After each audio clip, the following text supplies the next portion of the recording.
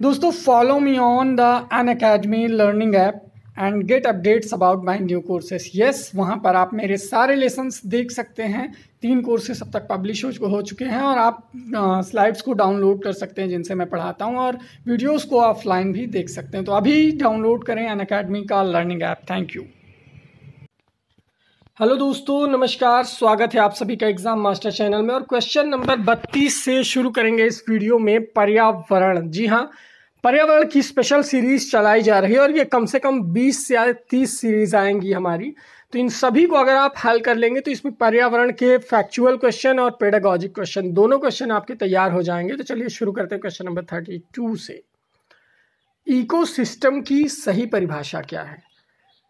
4 option है। परस्पर क्रिया करने वाला जीव समुदाय, किसी स्थान का अजीविकीय घटक, पृथ्वी और वायुमंडल के क्षेत्र जहां जीव रहते हैं, और जीव समुदाय और उसके वातावरण का संतुलित तंत्र। क्वेश्चन नंबर 32, इसका जो सही जवाब होगा वो होगा जीव समुदाय और उसके वातावरण का संतुलित तंत्र ही इकोसिस्टम की सही परिभाषा है। देखिए, कभी कभी आप क्या कंफ्यूज हो जाते हैं कि पृथ्वी और वायुमंडल के क्षेत्र जहां जीव रहते हैं तो वो जीव मंडल है, लेकिन इकोसिस्टम की सही परिभाषा अगर हम बात करें तो जीव समुदाय और उसके वातावरण का जो संतुलित तंत्र है उसे हम इकोसिस्टम कहते हैं। ठीक है।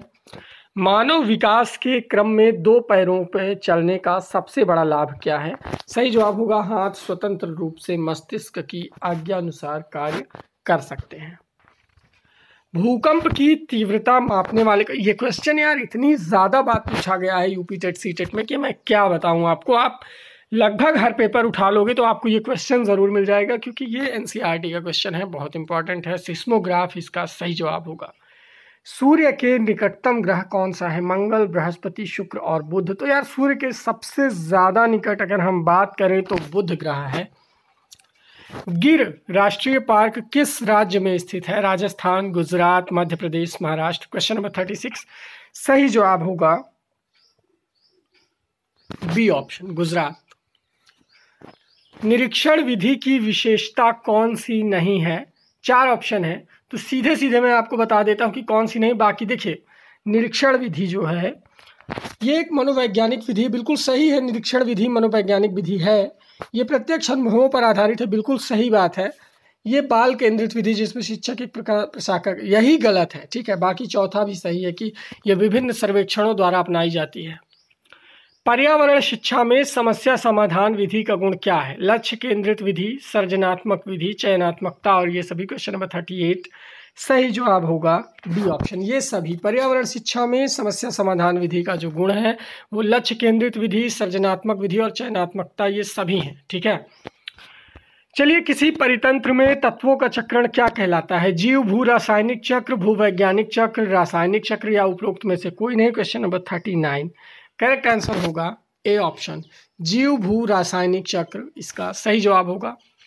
चिपको आंदोलन के प्रणेता कौन है? हेमवती नंदन बहुगुणा, सुंदरलाल बहुगुणा। अब 2 बहुगुणा है तो यार जाहिर सी बात कि 2 में से 1 बहुगुणा कोई सही है, तो यहाँ पर सुंदरलाल बहुगुणा ही सही जवाब होगा। बहुत बार पूछा गया है चिपको आंदोलन। इंसुलिन की रासायनिक प्रकृति क्या है? विटामिन, प्रोटीन, वसा या कार्बोहाइड्रेट। तो अगर बात करें इंसुलिन की जो केमिकल यानी रासायनिक प्रकृति, क्वेश्चन नंबर 41 सही जवाब होगा प्रोटीन। जी हाँ। पौधों में अर्धसूत्री विभाजन होता है किसमें? मूल शीर्ष में, परागकणों में, तनों में या परागकोश में। क्वेश्चन नंबर 42 सही जवाब होगा परागकोश में। देखिए, परागकोश में क्या है कि अर्धसूत्री विभाजन हो जाता है पौधों का। ठीक है। जैविक समुदाय में प्राथमिक उपभोक्ता किसे कहते हैं? तो यार प्राथमिक उपभोक्ता, द्वितीयक, तृतीयक, मैंने ऐसे कुछ समझाया था। जैसे यहाँ पर नेचर की जो घास फूस है ये हो गई आपकी प्राकृतिक उपहार। इसको कौन खाया? टिड्डे। तो टिड्डे हो गए प्राथमिक उपभोक्ता। टिड्डे को कौन खाया? मेढक। मेढक हो गया द्वितीयक। मेढक को कौन खाया? सांप। सांप हो गया तृतीयक। और सांप को कौन खाया? मोर। मोर हो गया चौथे स्थान पर यानी शीर्ष पर। ठीक है। तो ये है आपका मतलब जो है क्या बोलते हैं इसको, जैविक समुदाय के उपभोक्ता। ठीक है। तो ऐसे यहाँ पर जो शाकाहारी हैं वो प्राथमिक उपभोक्ता है, जो डायरेक्ट नेचर से अपना पोषण ग्रहण करते हैं। ज्वर नियंत्रण में आमतौर पर सबसे अधिक प्रयोग की जाने वाली औषधि कौन सी है? ब्रुफेन। तो यार अगर हम बात करें ज्वर नियंत्रण यानी बुखार, तो पैरासीटामोल आप सब ने नाम सुना होगा इसका, बहुत ही अच्छा, बहुत ही फेमस और बहुत ही सटीक दवा है। दही निर्माण हेतु कौन सा सूक्ष्म जीवी उत्तरदायी है? क्वेश्चन नंबर 45 सही जवाब होगा लैक्टोबैसिलस। लैक्टोबैसिलस जो है ये एक ऐसा सूक्ष्म जीवी है जो दही के जमने में मदद करता है। मानव रुधिर वर्ग की खोज सर्वप्रथम किस वैज्ञानिक ने की? रुधिर वर्ग की बात हो रही यानी रक्त के वर्ग की। सही जवाब होगा सबसे पहले किसने खोज की? लैंडस्टीनर ने। प्याज, आलू, अदरक क्या है? जड़, तना, अपस्थनिक जड़ें और शल्कपत्र, ये 4 है और एक कोशिकीय सूक्ष्मजीव है। चलिए इन सब का जवाब आप कमेंट में देखिए, मैं देखता हूँ कितने लोग इसका सही जवाब देते हैं। क्वेश्चन नंबर 47 का ABCD जो आप मानते हो वो दो, 48 का भी ABCD जो भी आप मानते हो। चलिए इन दोनों प्रश्नों का सही जवाब देखिए। वीडियो को लाइक करें, शेयर करें और सब्सक्राइब कर लें हमारा चैनल, क्योंकि यहाँ पर आपको मिलेगी सारी update. Thank you so much, love you all, thank you.